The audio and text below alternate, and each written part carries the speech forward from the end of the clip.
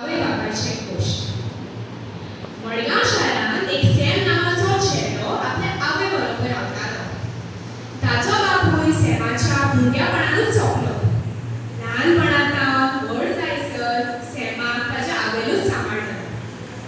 सॅमाची आवय गरीब आसली, पूण तरी आसतना जें कितें सॅम मागता तें ती ताका हाडून दिताली. इतलें करून पासून सॅम आपल्या आवयक रेस्पेदपणान लेख नासलो. ताचें चिंतप अशें आसलें, आवय बापूयचें कामूच जावन आसा भुरगें जें कितें मागता तें ताका हाडून दिवप. एक दीस सॅम आपल्या आवय तिना सांगाता बाजारांत गेलो. तो जायत्या पोस्त्यांनी भोंवलो, पूण ताका कांयच आवडूंक ना. तो मागीर एक खेळण्याच्या पोस्त्यान गेलो. त्या पोस्त्यांतल्यो खेळण्यो ताका खूब आवडल्यो.